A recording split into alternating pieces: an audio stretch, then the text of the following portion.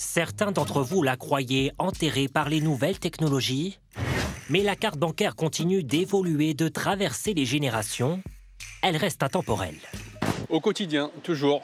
Pour le pro et pour le perso, c'est pratique. Ma carte, c'est mon moyen de paiement numéro 1. Je l'ai partout, j'ai tout le temps avec moi. Je m'en sers tout le temps, comme je prends presque plus d'argent espèce.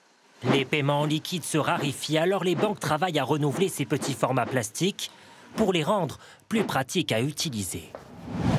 Depuis quelques mois, cet établissement bancaire a entamé les grandes manœuvres.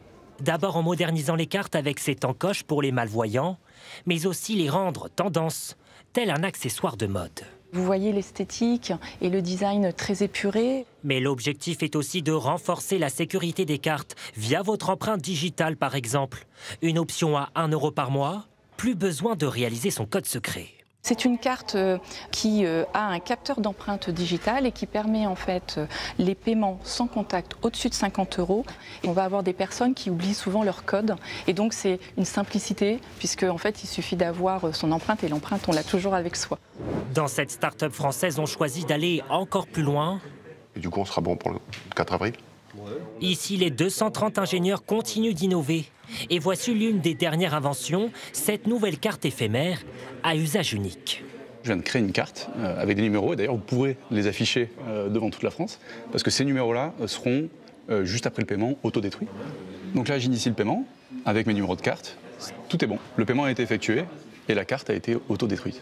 Désormais fini la carte plastique, l'entreprise mise uniquement sur le digital et leur application compte déjà 7 millions d'utilisateurs. Tout le monde va basculer à plus ou moins court terme. On n'aura plus besoin de cette carte plastique et elle va se marginaliser.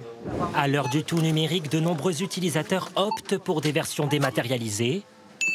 Dans son téléphone portable, par exemple. Pour Pierre Ertout, c'est devenu une habitude depuis plus de 3 ans, dit-il, et ses arguments sont bien rodés. Là, typiquement, j'avais pas prévu de faire une course. J'ai pas mon portefeuille avec moi, mais j'ai le téléphone. Donc je me pose même plus la question. En fait, la carte, elle est à la maison. Moi, je la perds pas, je me la fais pas voler aussi. Et je suis tranquille. Veuillez insérer votre carte dans le lecteur. C'est plus simple, plus rapide et pour moi plus sécurisant. Selon une récente étude, la part des paiements sans contact est passée de 12% en 2017 à plus de 60% en 2022. Des chiffres dopés notamment par la crise Covid.